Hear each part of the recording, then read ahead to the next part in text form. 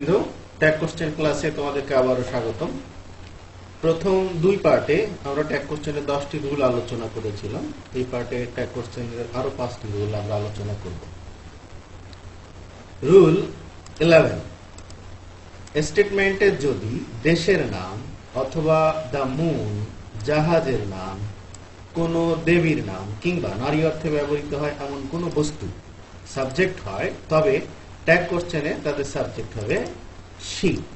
যেমন Bangladesh is an agricultural country, এখানে subject Bangladesh এবং অক্সিলারি ভার্ব হিসেবে আছে ইজ। সুতরাং আমরা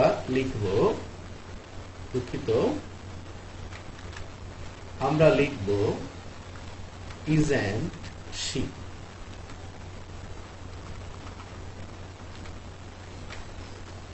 দ্বিতীয় sentence, the moon is the symbol of love, এখানে অক্সিলারি ভার্ব হিসেবে আছে ইজ এবং সাবজেক্ট দ্য মুন।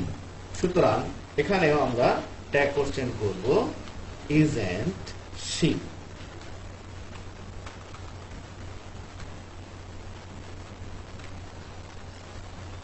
তৃতীয় sentence, Titanic is considered as the biggest ship, একই নিয়মে অক্সিলারি ভার্ব ইজ, স্টেটমেন্টে কোনো নেগেটিভ শব্দ না থাকার কারণে আমরা লিখব isn't এবং টাইটানিকের কারণে she।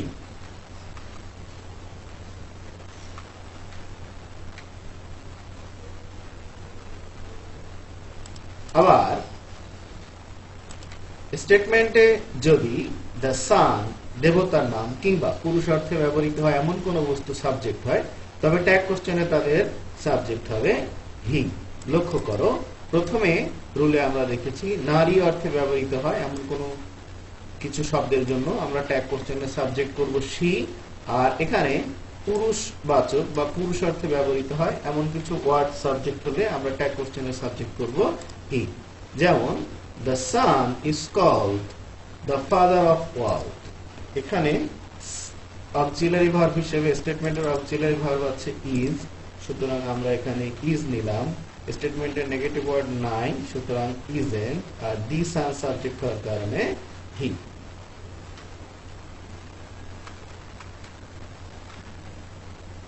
দ্বিতীয় sentence, Apollo is the god of all power, Apollo is the god of all power, Apollo একজন গ্রিক দেবতা, এখানেও আমরা নিলাম isn't he।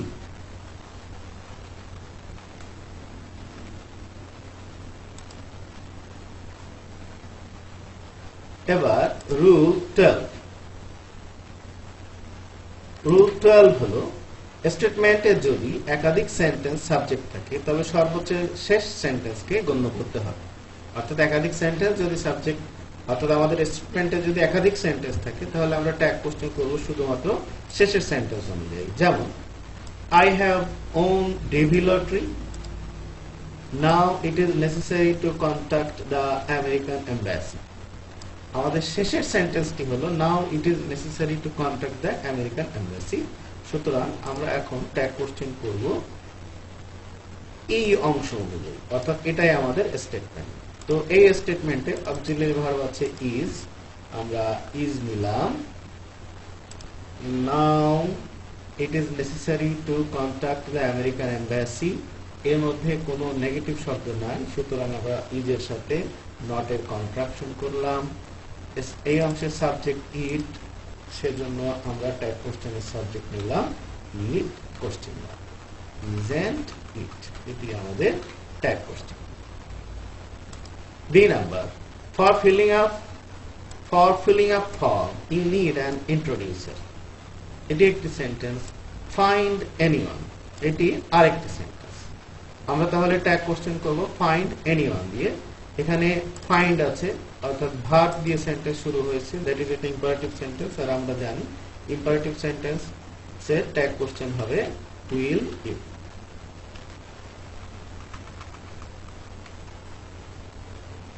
উইল ইউ কেন হলো সেটি যদি না বুঝতে পারো তাহলে পূর্ববর্তী পার্টগুলো তোমরা একবার দেখে নাও, যেখানে আমরা ইম্পারেটিভ সেন্টেন্সের ট্যাগ কোশ্চেনের রুলগুলো আলোচনা করেছি। Next sentence, I went to you in my distress, একটি সেন্টেন্স।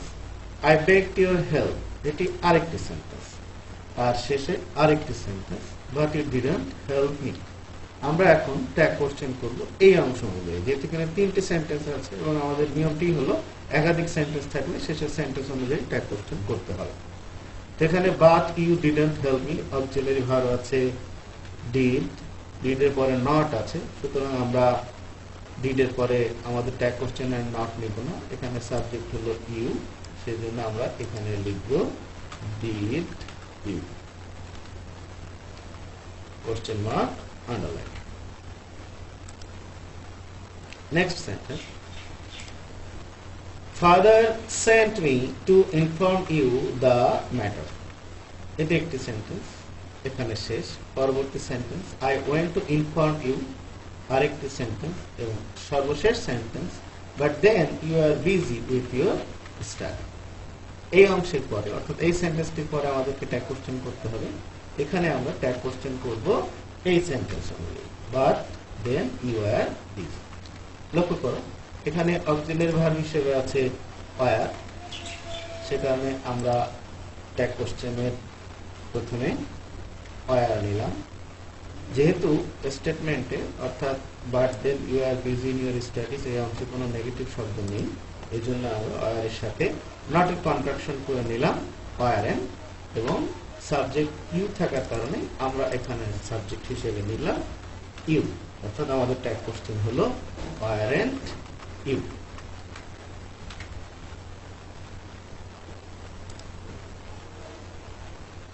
এবার রুল 13, স্টেটমেন্টের সাবজেক্ট যদি দিস বা দ্যাট হয় তবে ট্যাগ কোশ্চেনে তাদের সাবজেক্ট হবে ইট, আর স্টেটমেন্টের সাবজেক্ট যদি দিস বা দোজ হয় তাহলে ট্যাগ কোশ্চেনের সাবজেক্ট হবে দে।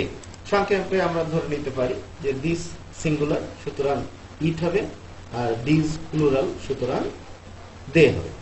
যেমন this is an expensive necklace, এই অংশে ট্যাগ তাহলে আমরা করব প্রথমে ইজ নিলাম, যেহেতু নেগেটিভ শব্দ নেই এই জন্য ইজ এন, এবং দিস এর কারণে ইট। আবার বলি, যেহেতু এখানে ইজ আছে এবং স্টেটমেন্টে কোনো নেগেটিভ শব্দ নেই সেজন্য আমরা এখানে নিলাম ইজ এন, আর আমাদের নিয়মটি হলো স্টেটমেন্টের সাবজেক্ট যদি দিস থাকে তাহলে ট্যাগ কোশ্চেনের সাবজেক্ট হবে ইট, সেজন্য আমরা নিলাম ইজন্ট ইট।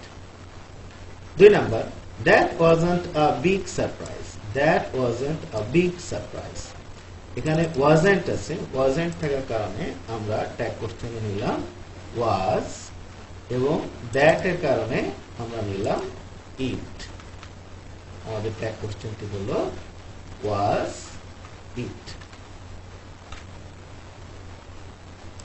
এবার পরবর্তী সেন্টেন্সটি খেয়াল করো, those are very naughty children, এখানে অক্সিলারি ভার্ব হিসেবে আর আছে এবং কোনো নেগেটিভ ওয়ার্ড নাই, এই জন্য আমরা নিলাম আর এন, আর দোজ এর কারণে আমরা নিলাম দে, এই মিলে হলো আর এন দে। একইভাবে 4 নম্বর sentence, these are yours, these are yours, আর আমরা ট্যাগ কোশ্চেন প্রথমে আর নিলাম, স্টেটমেন্টে নেগেটিভ ওয়ার্ড নাই, সুতরাং নিলাম আর এন, এবং দিস থাকলে হয় দে, অর্থাৎ আমাদের ট্যাগ কোশ্চেনটি হলো আর এন দে। এবার আমরা পরবর্তী রুলে চলে যাচ্ছি, রুল 14, স্টেটমেন্ট এর যদি have to, has to, had to বা ইউজ টু থাকে তবে ট্যাগ কোশ্চেনের অক্সিলারি ভার্ব হিসেবে ডু, ডাজ বা ডিড হবে, অর্থাৎ ডু হবে, ডাজ হবে নাকি ডিড হবে সেটা নির্ভর করবে পারসন এবং ভার্বের উপর। তো আমরা উদাহরণ খেয়াল করি, father use to recite from the holy Quran, এখানে ইউজড আছে ফার্স্ট ফর্ম, সেজন্য আমরা নিলাম ডিড, যেহেতু স্টেটমেন্টে কোনো নেগেটিভ ওয়ার্ড নেই সুতরাং আমরা নিলাম ডিডেন্ট, এবং স্টেটমেন্টের সাবজেক্ট ফাদার হওয়ার কারণে আমরা নিলাম হি, সুতরাং আমাদের উত্তরটি হলো ডিডেন্ট হি।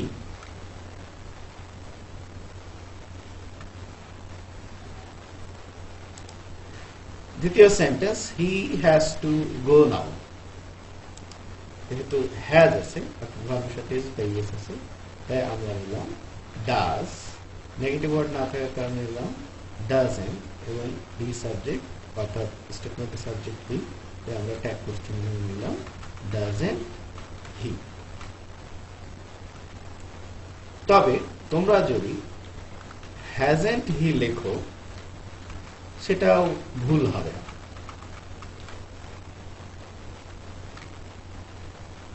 দ্বিতীয় সেন্টেন্স একইভাবে, we had to fight for our motherland.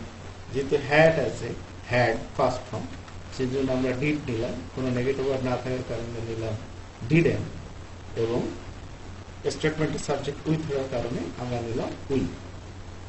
আবার তোমরা যদি এখানে হ্যাড এন্ড উই লেখো সেটাও ভুল হবে।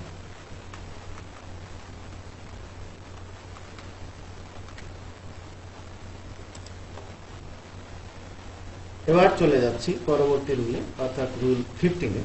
রুলটা একটু বড়, ভালো মতো খেয়াল করো। Had better, had rather, would better, would rather, would sooner, এগুলোকে ডিফেক্টিভ অক্সিলারি ভার্ব বলা হয়। এগুলো সমন্বয়ে গঠিত সেন্টেন্সটি প্রেজেন্ট এবং পাস্ট উভয় টেন্সই হতে পারে। সেক্ষেত্রে ট্যাগ কোশ্চেনের অক্সিলারি ভার্ব হিসেবে ডু, ডাজ বা ডিড ব্যবহার করা যেতে পারে। তবে আমরা অধিকাংশ ক্ষেত্রে উড বা হ্যাডকেই অক্সিলারি ভার্ব হিসেবে ব্যবহার করে থাকি। অর্থাৎ আমরা যদি উড বা হ্যাডকে গ্রহণ করে ট্যাগ কোশ্চেন করি তাহলে জিনিসটা আমাদের জন্য সহজ হয়ে যায়।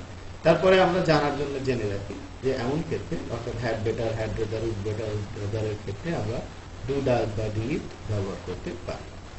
যেমন ইউ হ্যাড বেটার গো, যেহেতু অক্সিলারি ভার্ব হিসাবে এখানে হ্যাড আছে এবং কোনো নেগেটিভ ওয়ার্ড নাই, সুতরাং আমরা নিলাম হ্যাডেন এবং স্টেটমেন্টের সাবজেক্ট ইউ। এই ট্যাগ কোশ্চেনে আমরা সাবজেক্ট হিসেবে নিলাম ইউ। দ্বিতীয় sentence, you would rather do it. একইভাবে যেহেতু নেগেটিভ শব্দ নেই, এই জন্য আমরা নিলাম উডেন এবং ট্যাগের সাবজেক্ট করলাম you, wouldn't you. 3 number, she would sooner come। একই নিয়মে আমরা উডেন্ট নিলাম এবং she কেই সাবজেক্ট হিসেবে গ্রহণ করলাম। boys would rather leave the playground। এখানেও উড আছে এবং কোনো নেগেটিভ শব্দ না থাকার কারণে আমরা নিলাম উডেন্ট। আর সাবজেক্ট যেহেতু বয়েজ অর্থাৎ প্লুরাল, আর আমরা জানি কোনো প্লুরাল সাবজেক্ট থাকলে ট্যাগ কোশ্চেন আমাদেরকে নিতে হয় দে, সে কারণে আমরা নিলাম উডেন্ট দে।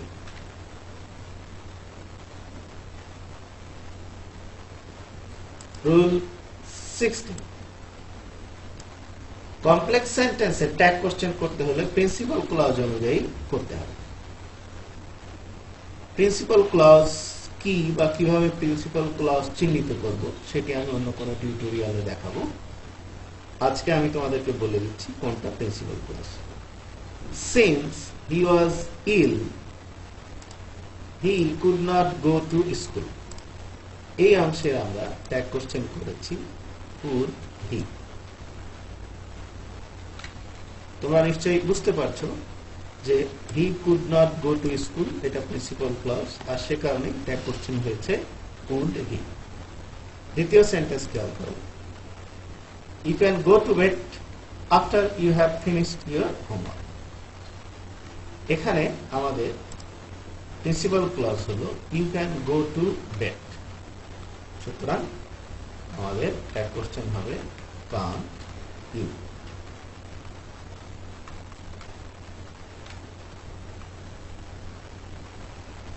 দ্বিতীয়টি দেখো, people say that the king was very powerful। people say that the king was very powerful। The king was very powerful, এটি হলো এখানকার প্রিন্সিপাল ক্লজ, সুতরাং আমরা লিখলাম wasn't। the king যেহেতু সাবজেক্ট, সুতরাং আমরা লিখলাম he, wasn't he।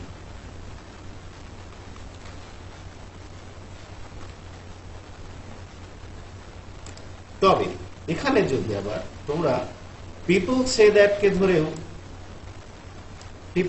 কে ধরে যদি তোমরা ট্যাগ কোশ্চেন করো সেটিও ভুল হবে না, অর্থাৎ তখন আমরা লিখব ডোন্ট দে।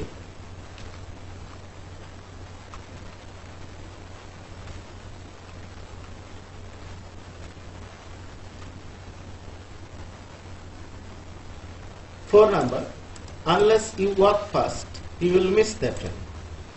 এখানে you will miss the train, এটি হলো প্রিন্সিপাল ক্লজ, সুতরাং আমরা ট্যাগ কোশ্চেন করব, যেহেতু এখানে উইল আছে, উইল এবং নট নেই, তাই উইল আর নট এর কন্ট্রাকশন করে হলো won't you।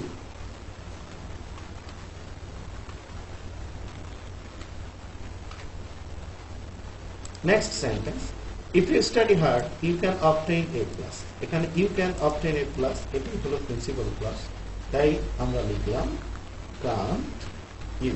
তোমরা নিশ্চয়ই বুঝতে পেরেছো এখানে স্টেটমেন্টের সাবজেক্ট হলো ইউ, সেই কারণে আমরা এখানে ইউ ব্যবহার করেছি। অক্সিলারি ভার্ব ক্যান এবং এই অংশটির মধ্যে কোনো নেগেটিভ ওয়ার্ড না থাকার কারণে আমরা লিখলাম can't you।